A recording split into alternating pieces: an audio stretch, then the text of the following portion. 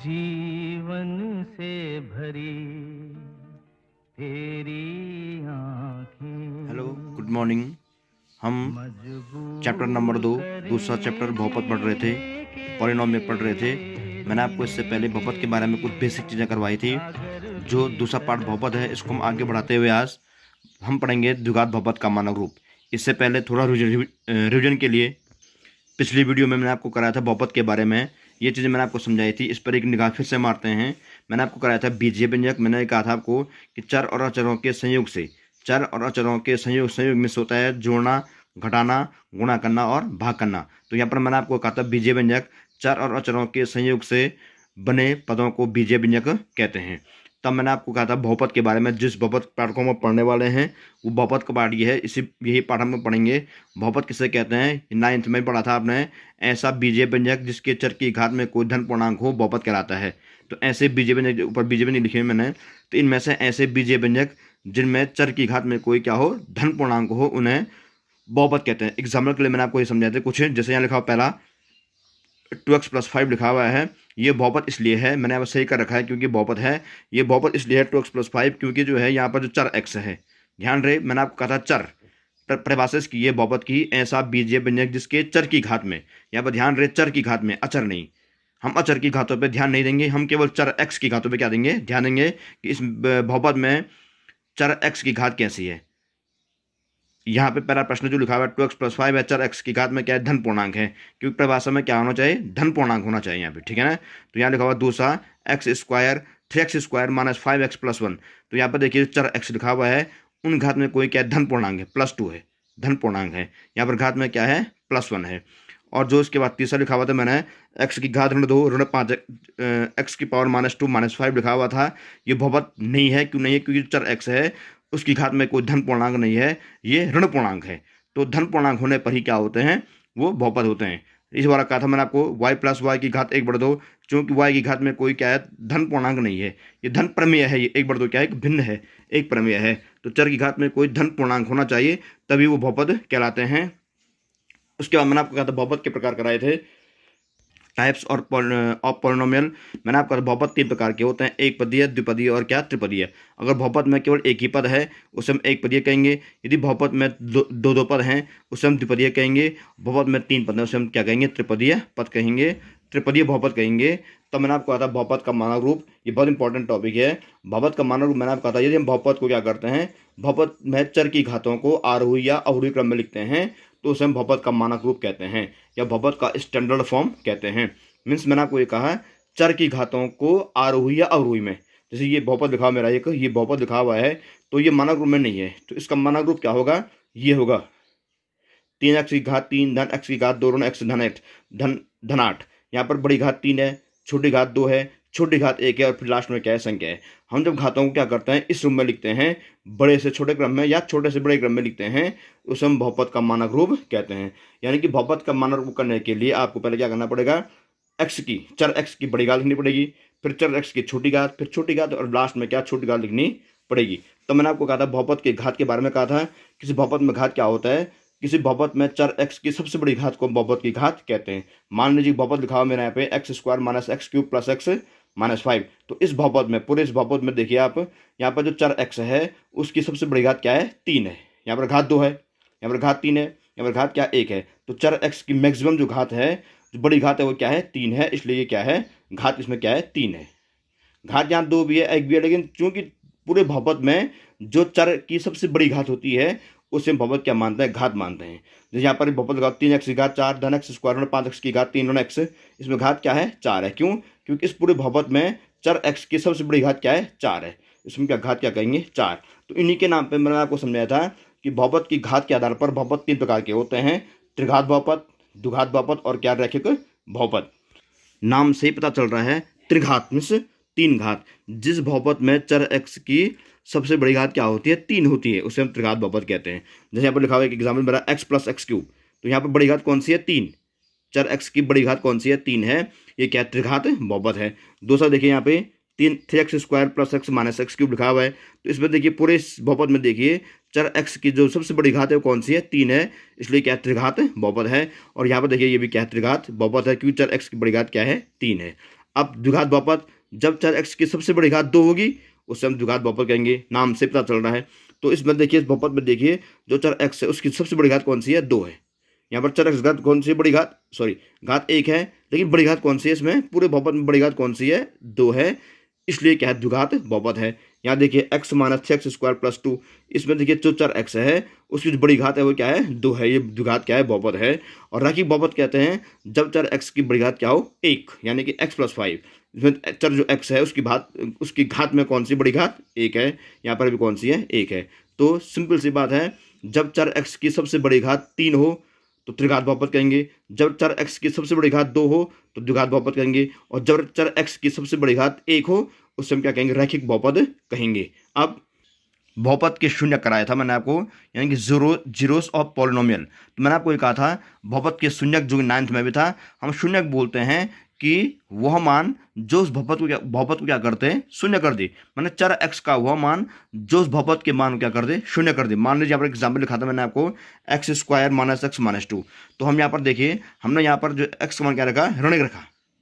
जब हम इस बहुपद में x का मान ऋण 1 रखा तो क्या आया था, 0 आया था। तो यानी कि x ऋण 1 क्या है, ऋण 1 क्या है, इस बहुपद का क्या है, शून्यक है, क्योंकि ऋण 1 रखने पर ये बहुपद क्या हो रहा है, पूरा शून्य हो रहा है, यानी कि 0 हो रहा है। हमने इसी बहुपद में जो दिए गए बहुपद था इसमें क्या रखा था, x बराबर क्या रखा, 2 रखा था, तो भी क्या आया था, शून्य आया था। तो ये भी इसकी क्या है, शून्यक है।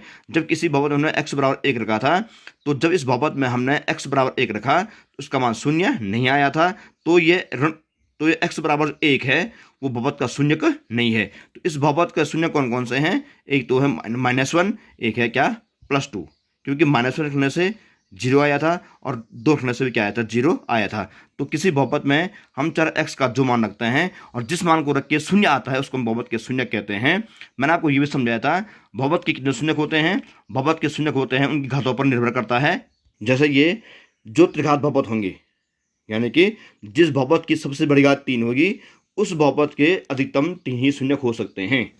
ध्यान रहे, मैंने आपको क्या कहा, जिस बहुपद में घात कितनी होगी, बड़ी घात कितनी होगी, 3 होगी, यानी कि त्रिघात बहुपद जो होगा उस बहुपद में अधिकतम 3 ही शून्यक हो सकते हैं, 3 से अधिक शून्यक नहीं होंगे। जिस बहुपद जो द्विघात बहुपद है, यानी जिस बहुपद में चर x की सबसे बड़ी घात क्या होती है, 2 होती है, समझिए उस बहुपद में अधिकतम क्या 2 ही शून्यक हो सकते हैं, 2 से अधिक शून्यक नहीं होंगे, क्योंकि उसमें बड़ी घात क्या है, चर x की 2 है। रैखिक बहुपद है, रैखिक बहुपद किसे कहेंगे, जब चर x की घात क्या होती है, सबसे बड़ी 1 होती है। जब चर x की अधिकतम घात 1 होगी उसे रैखिक बहुपद कहेंगे, और उस रैखिक बहुपद में क्या होंगे, शून्यक कितने होंगे, 1 होंगे। तो अगर किसी बहुपद में सबसे बड़ी घात 3 होगी उसके 3 ही शून्यक हो सकते हैं। जिस बहुपद में सबसे बड़ी घात 2 होगी उसके 2 ही शून्यक हो सकते हैं, और जिस बहुपद की सबसे बड़ी घात 1 होगी उसमें केवल 1 ही शून्यक होगा। अब आज के टॉपिक पे चलते हैं, बहुपद का मानक रूप। मैंने आपको अभी इससे पहले कहा था कि मानक रूप कहते हैं किसी बहुपद में क्या करना है, चर x की घातों को अवरोही या आरोही क्रम में लिखना। तो मैं आपको यहाँ पर कह दूँ कि मैंने आपको कहा था कि त्रिघात बहुपद, द्विघात बहुपद और रैखिक बहुपद के बारे में कहा है। तो यहाँ पर मैंने आपको द्विघात बहुपद इसलिए लिखा हुआ है क्योंकि आपको इस बहुपद वाले पार्ट में द्विघात बहुपद के बारे में ही विस्तार से पढ़ना है। यानी कि द्विघात बहुपद किसको बोलते हैं, जिस बहुपद में चर x की बड़ी घात क्या होती है, 2। त्रिघात बहुपद में बड़ी घात 3, द्विघात बहुपद में बड़ी घात 2 और रैखिक बहुपद में बड़ी घात क्या होती है, 1 होती है। आपके पास त्रिघात बहुपद का जिक्र अभी नहीं है, हमें केवल क्या पढ़ना है, द्विघात बहुपद, यानी कि जिस बहुपद में चर x की सबसे बड़ी घात क्या होती है, 2 होती है, उसे हम द्विघात बहुपद कहते हैं। यह आपने 9th में पढ़ा था, द्विघात बहुपद का मानक रूप, standard form of quadratic polynomials, यानी कि द्विघात बहुपद का मानक रूप, standard form of quadratic polynomials. अब मैं द्विघात बहुपद इसलिए कह रहा हूं क्योंकि मैंने आपको कहा था आपको कक्षा 10 के इस पार्ट में जो है बहुपद वाले पार्ट में द्विघात बहुपद को ही पढ़ना है, यानी कि जिस बहुपद में चर x की अधिकतम घात क्या होगी, सबसे बड़ी घात क्या होगी, 2 होगी।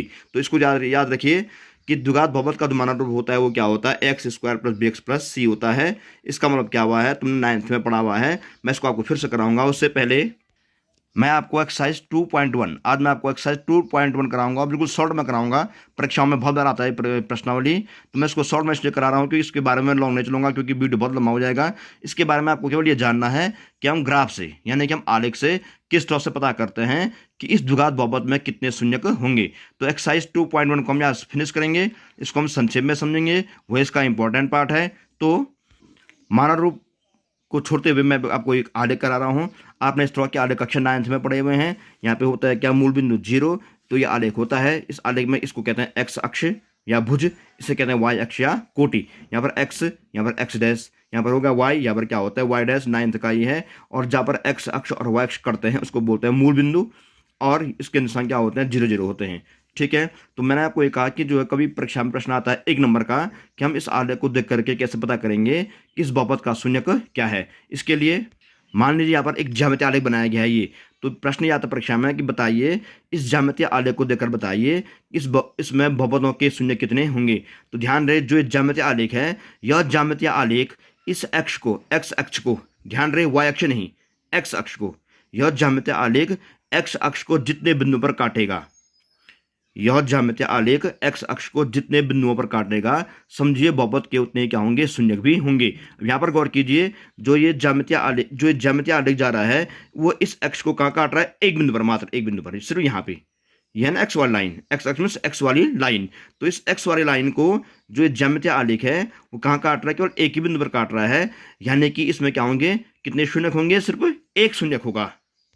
तो हम यहाँ पे ये लिखेंगे कि चूंकि बहुपद का ज्यामितीय आलेख एक्स अक्ष को सिर्फ एक बिंदु पर काटता है, अतः शून्यकों की संख्या बराबर क्या हो जाएगी, 1। मान लीजिए एक दूसरा ग्राफ है, ये दूसरा ग्राफ है। मान लीजिए माना प्रश्न है किसी बहुपद px के लिए y बराबर px का ग्राफ दिया गया है, और प्रत्येक कंडीशन में, प्रत्येक इसमें बताइए कि px के शून्यकों की संख्या कितनी होगी। बताइए इस ग्राफ में बहुपद px के शून्यकों की संख्या कितनी होगी। तो मैंने आपको ये कहा था, इसमें जो ज्यामितीय आलेख है ये ज्यामितीय आलेख है, आप देखेंगे कि यह ज्यामितीय आलेख इस अक्ष को, यानी कि भुज को, इस अक्ष को कितने बिंदुओं पर काट रहा है। तो हमने गौर किया कि जो ये एक्स अक्ष है, ये ज्यामितीय देखिए जरा, 1 2 3, तो एक बिंदु ये है, एक बिंदु ये है, और एक बिंदु क्या है, ये है। तो इस ज्यामितीय आलेख ने इस एक्स अक्ष यानी कि एक्स वाली लाइन को 1 और 2 और क्या 3 बिंदुओं पर क्या कर दिया है, काट दिया है, प्रतिच्छेद कर दिया है। तो यहाँ पर ये कहेंगे कि जो है इसमें कितने शून्य होंगे, शून्यों की संख्या कितनी होगी, 3 है, 3 होगी। तो हम यहाँ ये लिखेंगे कि चूंकि बहुपद का ज्यामितीय आलेख एक्स अक्ष को 3 बिंदुओं पर काट रहा है या 3 बिंदुओं पर काटता है, इसलिए शून्यों की संख्या कितनी हो जाएगी, 3। आप हर आलेख के नीचे इस तरह से लिखेंगे। यहाँ पे हमने ये लिखा हुआ है इसका उत्तर, चूंकि बहुपद का ज्यामितीय आलेख एक्स अक्ष को 3 बिंदुओं पर काटता है, इसलिए शून्यों की संख्या बराबर क्या हो गई, 3। यहाँ पे आपने गौर किया, जो ये ज्यामितीय आलेख है यह क्या कर रहा है, इसको 1 2 और 3, किसको, इस एक्स लाइन को, वाई अक्ष को नहीं। वाई अक्ष को वो चाहे 1 पर काटे, 2 पर काटे या काटे ही ना, लेकिन हमें गौर ये करना है कि वो ज्यामितीय आलेख एक्स अक्ष को कितने बिंदुओं पर काट रहा है। तो हम यहाँ पे देखेंगे जो 3 बिंदुओं पर काट रहा है, तो यहाँ पर कितने शून्य होंगे, 3 होंगे। इसलिए मैं ये लिखा हुआ इसका आंसर आप ऐसे लिखेंगे हर किसी प्रश्न में कि चूंकि बहुपद का ज्यामितीय आलेख एक्स अक्ष को 3 बिंदु पर काटता है, इसलिए शून्यों की संख्या बराबर 3। यहाँ देखिए, यहाँ पर आप उत्तर आएगा, चूंकि बहुपद का ज्यामितीय आलेख एक्स अक्ष को सिर्फ एक बिंदु पर काटता है, इसलिए शून्यों की संख्या बराबर क्या, 1। जैसे तीसरा आलेख है, यहाँ पर ये प्रश्न फिर वही आएगा कि बहुपद px के शून्यों की संख्या बताइए। तो आप देखिए यहाँ पर जो आलेख दे रखा है उसने, ये आलेख जो है उस अक्ष को कहीं पर नहीं काट रहा है। ये एक्स अक्ष है, ये वाली लाइन, ये लाइन एक्स अक्ष है, ये लाइन कौन सी है, सीधी वाली वाई लाइन है। तो ये ज्यामितीय आलेख इस एक्स अक्ष को कहीं पर भी नहीं काट रहा है। किसको काट रहा है, वाई अक्ष को, लेकिन वाई अक्ष को हम नहीं देखेंगे, हम देखेंगे एक्स अक्ष को। तो हम ये देखेंगे चूंकि यहाँ पर जो आलेख है वो एक्स अक्ष को कहीं पर भी नहीं काट रहा है, इसलिए इसमें कितने शून्य होंगे, इसमें शून्य होंगे ही नहीं, यानी कि शून्यों की संख्या कितनी हो जाएगी, 0। हम यहाँ लिखेंगे इसी की तरह, चूंकि बहुपद का ज्यामितीय आलेख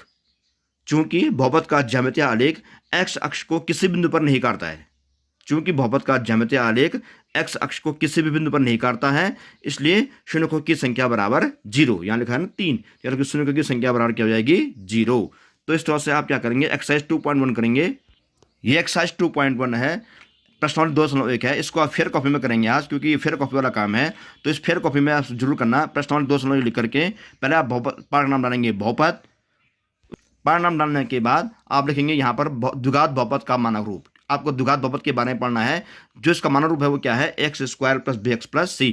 अब इस मानक रूप का काम क्या क्या होता है, इसको हम किस तरह से कार्य करते हैं, इसको मैं आपको बाद में बताऊंगा। यहाँ पर मैंने आपको जो एक्सरसाइज 2.1 करवाया है उसको आप सॉल्व करेंगे। ये क्वेश्चन नंबर 1 एक्सरसाइज 2.1 का, कि किसी बहुपद px के लिए y बराबर px का ग्राफ नीचे आकृति में दिया गया है। प्रत्येक स्थिति में px के शून्यकों की संख्या ज्ञात कीजिए। तो देखिए यहाँ पे देखिए इस ग्राफ को देखिए, पहले ग्राफ में ये x अक्ष है, ये y अक्ष है, जो ज्यामितीय आलेख है उस x अक्ष को कहीं पर भी नहीं काट रहा है। यानी कितने शून्य होंगे? शून्य शून्यक, शून्यक होंगे ही नहीं। तो हम यहाँ पे लिखेंगे, चूंकि आप पहले आलेख बनाएंगे, इसके नीचे इसका आंसर लिखेंगे। आपको पूरे 6 आलेख बनाने पड़ेंगे, इसमें 6 आलेख हैं, आपको पूरे 6 आलेख बनाने हैं, उनके आंसर उनके नीचे से लिखना है इस तरह से। क्वेश्चन नंबर 2 देखिए, एक्स अक्षीय है, वाई अक्षीय है। जो ये ज्यामितीय आलेख है वो एक्स अक्ष को केवल कहाँ काट रहा है? एक बिंदु पर, एक पॉइंट पर काट रहा है, सिर्फ यहाँ कहीं नहीं काट रहा और जगह, सिर्फ एक बिंदु पर काट रहा है। तो कितने शून्यक होंगे इसके? एक शून्यक। तो हम यहाँ पर ये कहेंगे, चूंकि बहुपद का ज्यामितीय आलेख एक्स अक्ष को सिर्फ एक बिंदु पर काटता है, इसलिए शून्यकों की संख्या बराबर 1। अगला क्वेश्चन, एक्स अक्ष वाई अक्ष, कितने शून्यक होंगे बहुपद के? देखिए जो ये आलेख है वो इस अक्ष को कहाँ काट रहा है? एक यहाँ पे, एक यहाँ पे और एक क्या यहाँ पे, 3 बिंदुओं पे, 3 जगहों पे। यानी कि यहाँ पर जो आलेख है वो एक्स अक्ष को 3 बिंदुओं पर काट रहा है, इसलिए कितने शून्यक होंगे इसके? 3। यहाँ पे वो लिखेंगे, चूंकि बहुपद का ज्यामितीय आलेख एक्स अक्ष को 3 बिंदुओं पर काटता है, अतः बहुपदों की संख्या बराबर 3। संक्षेप में इसमें देखिए ये आलेख है, ये एक्स अक्ष है, 1 2 बिंदु पर काट रहा है, तो कितने शून्य होंगे? 2। यहाँ पर कितने होंगे? 1 2 3 4। आलेख क्या कर रहा है? इस एक्स अक्ष को 1 2 3 4 बिंदु पर काट रहा है, तो शून्यकों की संख्या कितनी जाएगी? 4।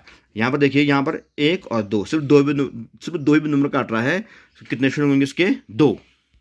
तो आज का होमवर्क आपका वही कि बहुपद पाठ का नाम डाल करके इसको लिखेंगे द्विघात बहुपद का मानक रूप, और आपको सीधे इसके बाद क्या करना है? एक्सरसाइज 2.1 डालना है, और प्रश्न नंबर 1 को चित्र सहित, चित्र के नीचे उसका आंसर आएगा। इस तरह से 6 चित्रों को करके 6 आंसरों को लिख करके ये प्रश्नावली पूरी करनी है। कई छात्रों ने मुझे होमवर्क चेक करवाया है टाइम पर, लेकिन कई छात्र ऐसे भी हैं, कई छात्राएं ऐसे भी हैं जिन्होंने अभी तक मुझे होमवर्क चेक नहीं करवाया है, तो वो जल्द से जल्दी मुझे अपना सारा होमवर्क चेक करवा दें। इस बहुपद पाठ की अगली प्रश्नावली को दूसरे वीडियो में कराएंगे। होमवर्क जरूर चेक करवा दें। तब तक के लिए गुड बाय।